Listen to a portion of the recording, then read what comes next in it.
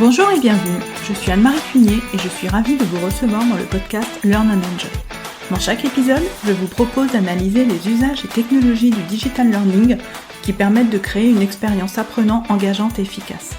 Avec des experts et professionnels du monde de la formation et de l'éducation, nous décoderons ensemble les bonnes pratiques qui marchent et les outils et méthodes qui permettent de transformer l'expérience d'apprentissage pour créer un effet waouh auprès des apprenants. Laissez-vous inspirer ? Bonjour à tous! Pour ce nouvel épisode, j'ai le plaisir de recevoir Margot François de Teachup. Avec Margot, nous allons échanger aujourd'hui sur l'adaptive learning. Qu'est-ce que c'est? Comment cela fonctionne? Et comment cela permet de personnaliser l'apprentissage en ligne? Bonjour Margot et bienvenue! Bonjour Anne-Marie, merci beaucoup de m'accueillir sur ton podcast, je suis ravie d'être là. Et moi de même, je suis ravie de te recevoir pour ce nouvel épisode. Donc ensemble, on va voir comment l'adaptive learning permet de proposer donc le meilleur contenu au meilleur moment pour que les apprenants réussissent leur expérience d'apprentissage. C'est ça, et c'est un super programme. Mais pour commencer, donc est-ce que tu peux te présenter et nous dire quel est ton parcours? Oui, avec plaisir. Alors du coup, je m'appelle Margot François.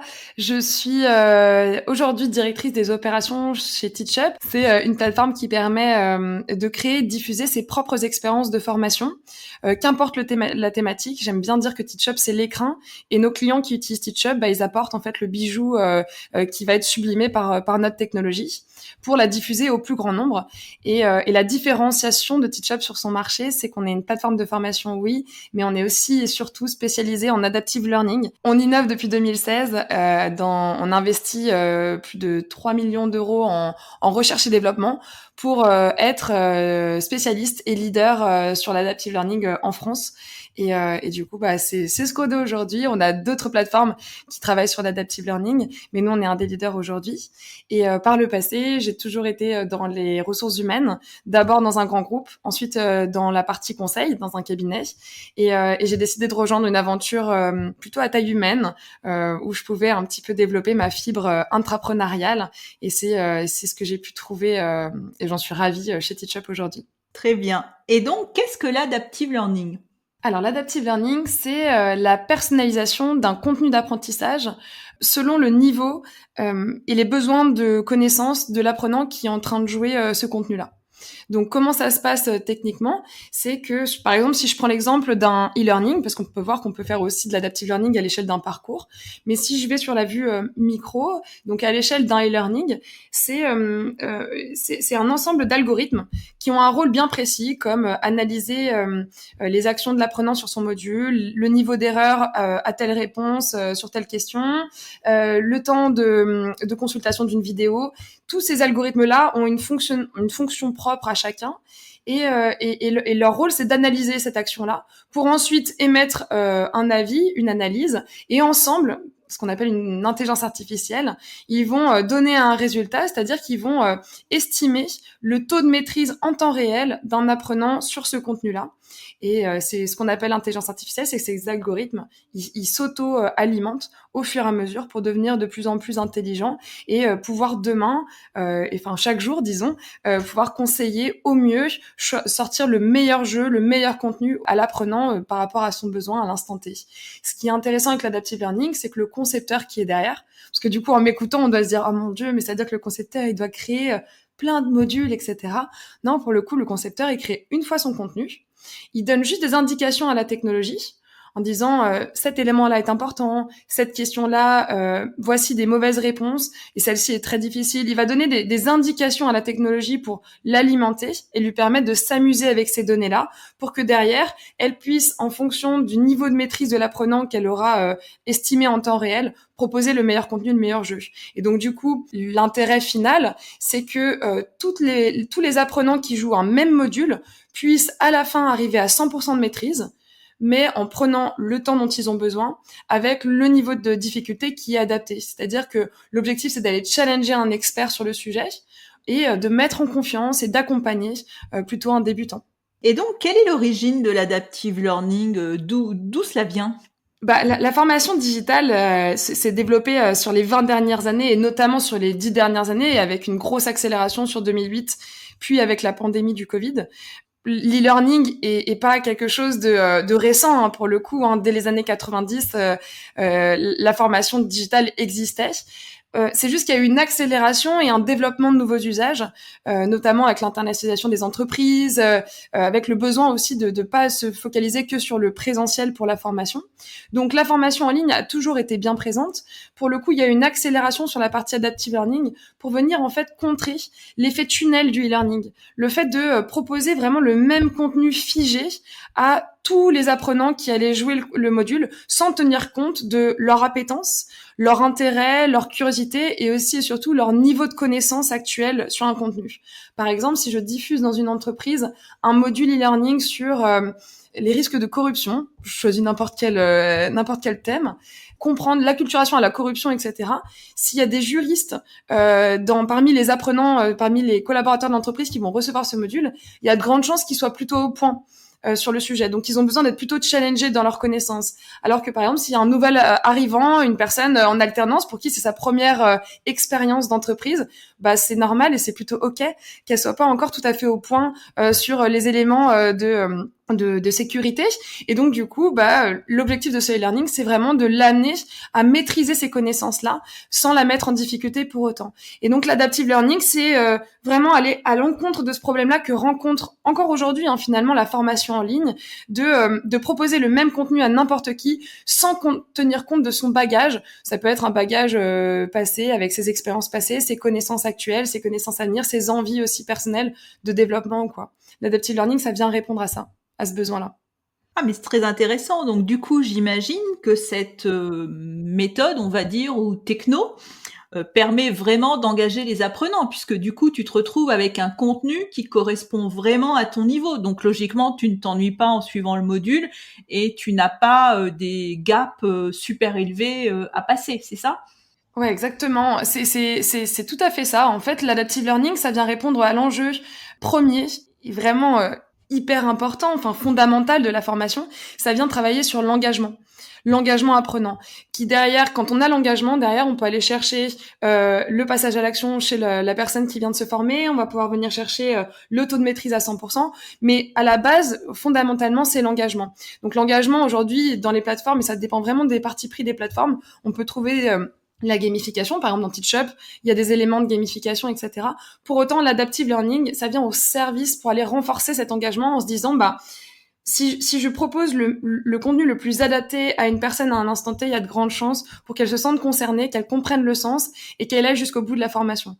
Je trouve qu'il y a un exemple qui est assez intéressant avec les MOOC, par exemple, quand on suit un peu l'évolution des MOOC, qui est pour moi la représentation principale d'une formation en ligne qui n'est pas du tout personnalisée. Donc, sur certains thèmes, ça peut être très adapté, hein. Je critique pas du tout les MOOC là-dessus. C'est juste une modalité que je voulais prendre en exemple. C'est que un MOOC, c'est donc pour ceux qui connaissent pas, c'est un parcours de formation. Donc, c'est un mélange de plusieurs contenus de formation en ligne, exclusivement digital, qui est ouvert à tous, donc public, dans lequel il suffit de s'inscrire et on peut suivre ce contenu-là et aller jusqu'au bout, obtenir une certification qu'on peut mettre sur son CV, etc. Et en fait, on s'est rendu compte au fur et à mesure des années, ce format-là de contenu figé finalement connaît des taux de complétion qui sont de plus en plus bas. Les taux de complétion, c'est le fait qu'un apprenant qui démarre son contenu aille jusqu'au bout, jusqu'à 100% et termine le parcours. Aujourd'hui, en 2022, on compte les complétions de MOOC entre 5 et 7% pour les meilleurs chiffres. C'est-à-dire que sur 100 personnes qui ont commencé le parcours, il y en a que 5 qui sont allés jusqu'au bout du parcours. Donc en fait, quand on se rend compte, et pour tous ceux qui nous écoutent et qui ont déjà conçu une formation, vous savez l'énergie que ça prend, même si on est expert d'un contenu, c'est dur de créer une formation, ça prend du temps, il faut déterminer ses objectifs pédagogiques, il faut trouver ses ressources, aller chercher ses preuves, peut-être aller recréer un contenu complémentaire s'il n'est pas déjà existant. Ça demande une énergie de dingue. Si on va aller chercher 5% de complétion, au final, on ne touchera pas sa cible, c'est impossible.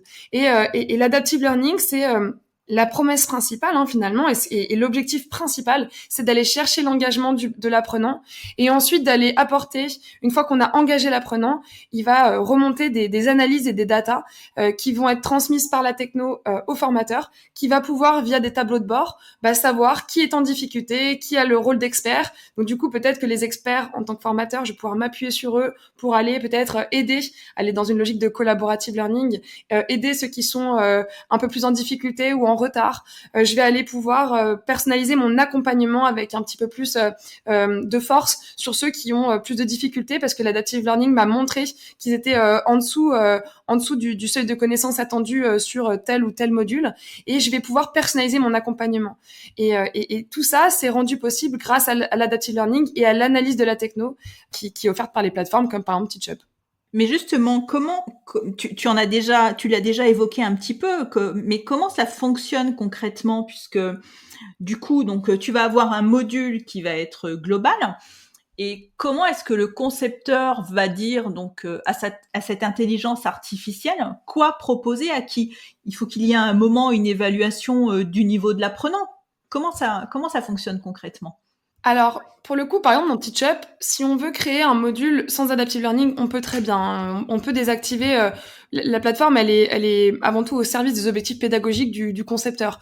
Si on est dans une logique, par exemple, de faire un module pour acculturer sans forcément avoir ce besoin de retour via de l'adaptive learning, on peut le désactiver. C'est vraiment le côté on prend ou on prend pas, on active ou on désactive. C'est des algorithmes, donc c'est un peu la magie du digital. On adapte en fonction de son besoin.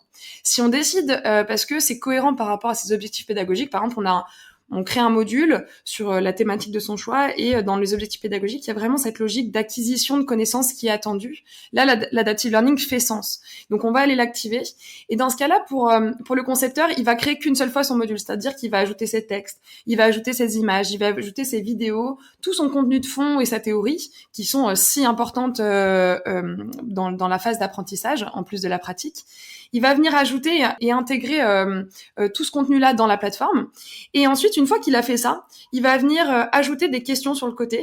Je dis sur le côté parce que c'est comme ça au niveau de l'UX sur Teachup, c'est hyper instinctif. En fait, on va pouvoir venir ajouter en cliquant sur un petit bouton ces différentes questions. Et on va juste intégrer, par exemple, une question de quiz avec une bonne réponse et des mauvaises réponses avec des niveaux de difficulté plus ou moins élevés. Et ensuite, c'est tout. On va sur son contenu, on sélectionne, nous, ce qu'on appelle dans Teachup, c'est un surligneur intelligent. Donc, c'est vraiment cette logique du surligneur, vous savez, comme le Stabilo, on prend tac, tac, tac, on surligne son texte. C'est vraiment comme ça que ça se passe sur Teachup pour que ce soit le plus simple possible pour le concepteur. Il se focalise que sur ce qu'il a à transmettre et ce qui est important dans son cours. Il va surligner ces différents éléments, il va ajouter des mauvaises réponses sur des éléments quand il a besoin de challenge, etc. Et en fait, ces petites indications, ces petites actions-là, qui va faire assez rapidement, surligner un élément, ça prend même pas 3 secondes, ça prend vraiment pas beaucoup de temps. Et ben en fait, c'est des éléments qui vont venir alimenter les algorithmes derrière, puisqu'ils vont aller s'amuser sur ces éléments, puisqu'ils savent que puisque du coup l'ensemble des algorithmes sait que c'est des éléments à challenger, sur lesquels le concepteur attend que les algorithmes agissent avec de l'interactivité, des niveaux de difficulté adaptés, avec des jeux adaptés en fonction du niveau de l'apprenant, etc. Et donc, en fait, dans l'adaptive learning, il y a un piège dans lequel il faut pas tomber. C'est qu'il faut permettre effectivement aux algorithmes d'avoir beaucoup de matière pour pouvoir s'amuser dans le challenge du niveau des apprenants. Mais le piège dans lequel il faut surtout pas tomber quand on est une techno comme par exemple celle de Teachup, c'est d'aller complexifier le temps de création du concepteur. Parce que on se rend compte, et on l'a vu sur beaucoup d'outils dont je citerai pas de nom parce que chacun a son avis sur les différents outils. C'est pas mon rôle aujourd'hui de partager mon avis personnel là-dessus.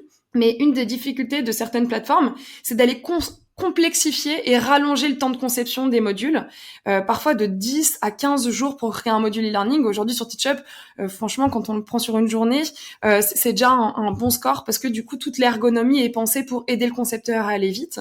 Et sur certaines plateformes, on va attendre que le concepteur il soit graphiste, développeur web, informaticien. Alors que dans Teachup, on va attendre qu'il soit avant tout un transmetteur de connaissances.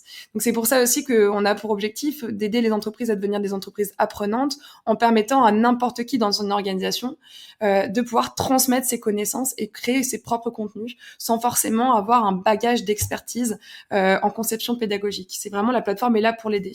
Donc dans l'adaptive learning, c'est vraiment le piège dans lequel il faut pas tomber, de vouloir complexifier en demandant aux concepteurs de créer des arborescences, des chemins à suivre pour par exemple trois types de contenus proposés aux apprenants. Bah il va créer à la mano ces trois types de contenus, alors que là la techno et son intelligence permet de les générer automatiquement juste grâce à des indications et une intelligence de l'outil. Nous on a mis beaucoup d'argent en R&D parce qu'il y a beaucoup d'intelligence qui ont été, beaucoup de travail, d'expérimentation, de recherche qui ont été menées, et techniquement c'est un enjeu. Bah, j'en parle, j'en suis très fière, hein, mais c'est vrai que c'est beaucoup de travail, et techniquement, il y a beaucoup de recherche qui est intégrée dans ces technologies digitales. Ah bah j'imagine, oui. Et il me semble qu'il y a 2 approches complémentaires de l'adaptive learning. J'ai lu sur certains articles qu'on parle de micro ou de macro adaptive learning. Est-ce que tu peux nous dire quelle est la différence? Oui, super remarque. Excuse-moi, j'en ai parlé très vite tout à l'heure et j'ai pas développé le concept micro-macro, mais effectivement, tu as raison. Il y a 2 modes d'adaptive learning finalement. Il y a micro, c'est quand on va parler de l'adaptive learning et de la personnalisation du contenu à l'échelle d'un module. Donc à l'échelle d'un contenu sur une thématique précise. Quand on va parler de macro, c'est à l'échelle d'un ensemble de contenus. Donc par exemple, on pourrait parler de parcours. Si je peux peut-être donner une métaphore qui est pas du tout digitale en plus, comme ça au moins ça peut rendre accessible ce concept-là à tous. Quand je veux différencier le macro-adaptive learning du micro-adaptive learning, je projette les personnes dans une bibliothèque. Donc vous rentrez dans une bibliothèque et vous avez très envie de vous former et de monter en compétence sur l'histoire de France. Bon, la bibliothèque est immense et elle n'est pas spécialisée en histoire de France. Donc quand même, il y a des dizaines et des dizaines d'ouvrages qui n'abordent absolument pas le sujet dont vous avez besoin pour monter en compétence durablement. Eh ben, le macro-adaptive learning, c'est la technologie qui va vous aider à sélectionner les bons ouvrages par rapport aux objectifs que vous avez pour monter en compétence sur l'histoire de France. Donc ça va vous faire toute une recommandation d'ouvrages qui sont adaptés à votre niveau de connaissance actuel sur le sujet, là où vous voulez aller et le temps que vous voulez accorder à votre montée en compétence. Donc le macro-adaptif, c'est vraiment à l'échelle d'un ensemble de parcours, c'est des recommandations et une personnalisation d'un parcours. Et une fois que vous avez vos différents ouvrages qui sont sélectionnés, vous avez que des ouvrages de l'histoire de France devant vous, et ben le micro-adaptive learning, c'est celui quand vous allez ouvrir le livre sur la période de la Renaissance, et ben c'est le micro-adaptive learning, c'est les différentes algorithmes qui vont analyser vos réactions, vos réponses aux questions, toutes vos actions par rapport à cette partie-là de l'histoire de France, et ça va venir vous challenger sur la période de la Renaissance exclusivement pour être sûr que dès que vous allez terminer le livre, et ben vous avez un niveau de maîtrise qui est à 100% sur cette période-là de l'histoire de France. Et comme ça, vous pouvez passer à la suite. Ah, on comprend bien comme ça avec cette métaphore, je trouve. C'est la métaphore que j'ai trouvée pour un peu casser avec le digital, donc j'espère que ça vous aura fait voyager tous pour mieux comprendre le concept d'adaptive learning dans sa globalité. Oui. Et j'ai une question qui concerne l'évaluation, parce que d'après ce que je comprends, donc l'adaptive learning va donc proposer du contenu à l'apprenant pour que celui-ci maîtrise une notion, une compétence. Ouais. Donc, logiquement, les apprenants doivent tous réussir leur parcours à 100% avec l'adaptive learning. Comment ça se passe avec l'évaluation? Est-ce qu'il y a des apprenants qui ne réussissent pas leur parcours à 100% quand même? Alors ça dépend si on parle de maîtrise relevée par l'adaptive learning, donc c'est-à-dire que c'est l'analyse des algorithmes qui sort le chiffre. Les algorithmes estiment que la personne se situe à tant % de maîtrise par rapport au contenu attendu et aux objectifs donnés par le concepteur, ou si vraiment on va attendre les résultats sur une évaluation. Aujourd'hui, par exemple, je vois chez nos clients chez Teachup, il y a des clients à nous qui veulent quand même garder la modalité d'évaluation pour quand même que l'apprenant puisse prendre connaissance de son niveau, par exemple dans une logique d'auto-positionnement, ou aussi dans une logique d'évaluation finale, un peu le grand oral final à la fin d'une partie ou d'un parcours, avant l'obtention de sa certification, par exemple, à la fin du parcours. Donc la modalité d'évaluation, elle a aussi pour objectif, elle a aussi un objectif d'apprentissage pour l'apprenant final, qui n'est pas seulement celui de permettre au formateur de faire un check ou pas. Il y a une prise de conscience aussi pour l'apprenant de s'auto-positionner par rapport aux autres, de se voir avancer aussi dans sa montée en compétences. Là où l'adaptive learning va venir évaluer l'apprenant, ça va être aussi de manière beaucoup plus transparente. C'est par exemple sur un module e-learning, ça va générer des jeux, des interactions supplémentaires, des niveaux de difficulté qui vont être transparentes pour l'apprenant.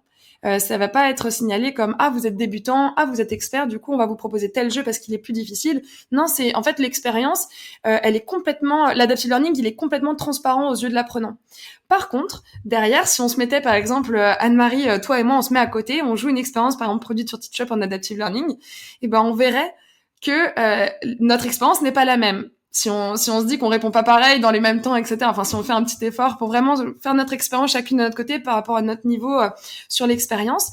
Par exemple, on prend une thématique que tu connais très bien, tu es expert alors que moi je suis plutôt débutante. Si on joue le même module l'une à côté de l'autre, déjà on verra qu'on n'a pas la même expérience et surtout tu ne vas pas passer le même temps.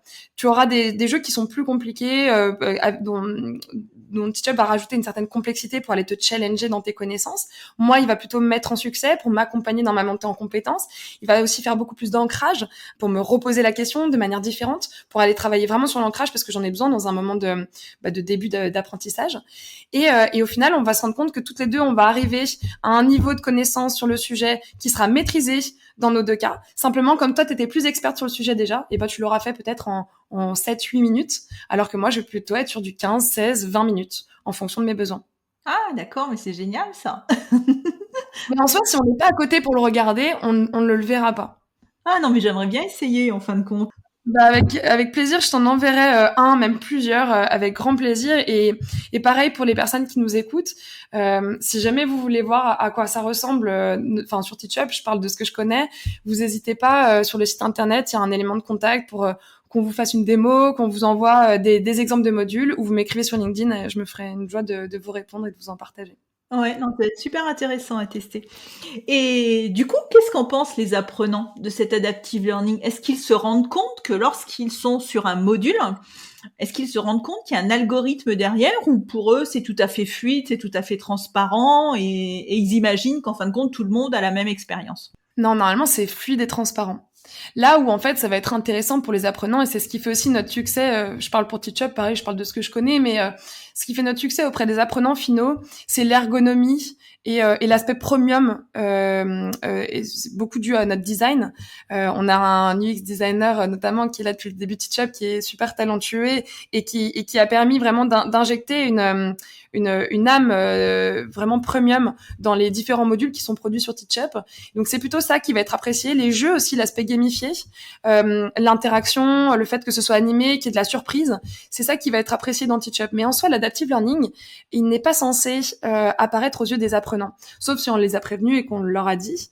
Normalement, en fait, c'est censé être assez naturel pour qu'en fait un débutant ne se sente pas débutant, qu'il se sente juste à l'aise, qu'il apprenne à son rythme, selon ses envies et qu'il se rende pas compte qu'il est en difficulté ou qu'il est plus bas qu'un autre. La logique d'adaptive learning, c'est vraiment de faire réussir tout le monde. C'est ce qu'il faut retenir, c'est l'adaptive learning, c'est pour créer des expériences qui font réussir tout le monde. Oui, donc quelque part, c'est un espèce de coach, de super coach digital, hein, cet adaptive learning. Exactement. Et je trouve ça, c'est bon, moi, de toute façon, je pourrais en parler des heures, parce que je trouve ça absolument magique. Enfin, c'est pas magique, c'est technique, mais c'est incroyable et ça a une puissance assez impressionnante. Et ce que je trouve encore plus beau, parce que je viens quand même du monde de la formation, et je pense que dans les personnes qui vont nous écouter, il y en a beaucoup qui viennent du monde de la conception, de la formation, qui travaillent depuis longtemps dedans. Il y a vraiment quelque chose que je trouve magnifique là-dedans, c'est à quel point aussi l'adaptive learning et tout le travail, même au-delà de l'adaptive learning, tout le travail qui peut être fait par les plateformes sur l'ergonomie et l'UX, qui est pour moi un élément primordial en fait quand on est une plateforme aujourd'hui. Si on travaille pas sur l'UX et la prise en main facile pour l'apprenant comme pour le concepteur, c'est pour moi c'est primordial et on passera à côté de quelque chose. Et ben en fait quand on a ces éléments-là en tête, on se rend compte que ça vient avant tout et surtout au service de l'apprentissage final, donc de nos apprenants, mais aussi ça replace le concepteur ou le formateur, ça dépend comment on l'appelle, en fait au cœur de ce pourquoi il a fait ce métier en fait, la transmission. On lui demande plus d'être graphiste mêlé à développeur web, non, on lui demande d'être vraiment dans le partage de son expertise, de ses connaissances et ce que je disais tout à l'heure avec l'écran, et c'est la plateforme qui ensuite prend la relève pour valoriser son travail, valoriser son expertise et lui redonner, lui rendre l'appareil finalement en lui renvoyant des données, donc dans des tableaux de bord détaillés pour l'aider à encore plus aller personnaliser son accompagnement. Et en fait, cette technologie, ça peut faire peur quand on en parle parce qu'on utilise des mots un peu drastiques comme intelligence artificielle, etc., qui peuvent faire peur. Et alors que pour le coup, je trouve que ça remet vraiment au cœur de la conception pédagogique avant tout l'humain, qu'il soit apprenant ou formateur. Moi, c'est vraiment ce qui m'impressionne le plus dans nos développements passés, présents et à venir, c'est que c'est au cœur de tout, quoi. Oui, quelque part, ça remet le formateur au cœur de l'apprentissage. Le formateur reprend vraiment son rôle premier d'être au cœur de l'apprentissage et, comme tu disais, de ne pas être couteau suisse pour être sur tous les fronts à la fois. Tout à fait. En fait, c'est optimiser son temps de conception pour lui permettre aussi de dégager plus de temps dans l'accompagnement. Moi, je crois beaucoup au blended. Pourtant, je travaille et je pilote une technologie digitale, mais le blended, ça a fait ses preuves et ça reste aussi une méthode d'apprentissage qui est à la fois passionnante pour les apprenants comme pour les formateurs. Et dégager du temps de conception pour venir apporter plus de coaching, de personnalisation, de l'accompagnement du formateur, optimiser les classes virtuelles en les transformant en cas pratiques, en bootcamp, vraiment pour aller plus vers le passage à l'action et moins vers la théorie qu'on va venir mettre dans les plateformes comme celle de TeachUp pour aller partager le contenu en asynchrone et s'assurer que tous nos apprenants qu'ils arrivent avec un bon niveau ou un niveau un peu plus débutant, et ben puissent ensuite passer au bootcamp ou à la mise en pratique facilement.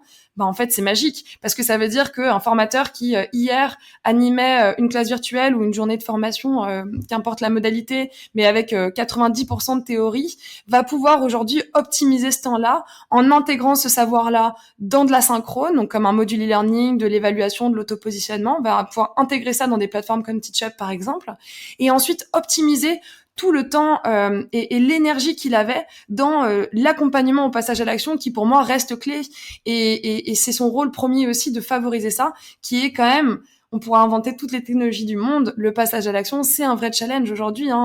Nous on travaille dessus aussi côté TeachUp pour permettre de l'optimiser aussi quand on fait que de la synchrone, mais le blending le blended est très fort aussi pour permettre le passage à l'action derrière. Oui, et je pense que même si une formation, un parcours est entièrement digital, il faut toujours qu'il y ait cette interaction humaine au sein du parcours, ces relations entre les apprenants et le formateur pour que cela marche. Sinon, ça ne marche pas et ça n'engage pas l'apprenant. Exactement. Ouais, effectivement, des fonctionnalités de social learning, tu le dis très bien. Qu'importe le nom qu'on leur donne, social learning, collaborative learning, ces notions-là, elles sont fondamentales et l'humain, même s'il passe par du digital, en fait, on l'a vu dans les réussites et les succès des 2 dernières années, dans un monde où on n'avait plus le droit de se déplacer. C'est quand même un contexte incroyable.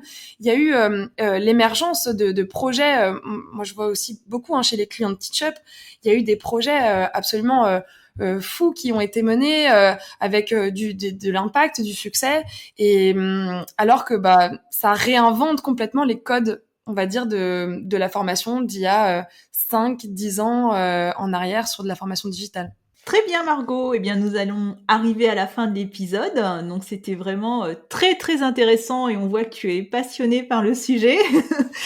Ouais, je pourrais toujours en parler des heures. De toute façon, même l'andragogie au sens large, du coup c'est la formation la science de l'éducation des adultes. moi, je reste quand même passionnée sur ce sujet. Donc, même si vous avez envie d'en parler sur LinkedIn, si tu as envie de faire d'autres podcasts, Anne-Marie, sur le sujet, tu me comptes toujours présente. Je serais ravie de pouvoir échanger ou en apprendre plus là-dessus. Très bien. Bah écoute, justement, donc dans les notes de l'épisode, donc je mettrai ton contact LinkedIn. Donc si nos auditeurs souhaitent te contacter, je mettrai également donc le lien du site TeachUp. Donc si pour ceux qui souhaitent éventuellement avoir une démo de la solution. Avec plaisir. Je mettrai aussi le lien donc vers le livre blanc donc que tu m'avais envoyé et que j'ai trouvé vraiment très intéressant, donc qui s'intitule La personnalisation de l'apprentissage en ligne pour faire réussir tout le monde.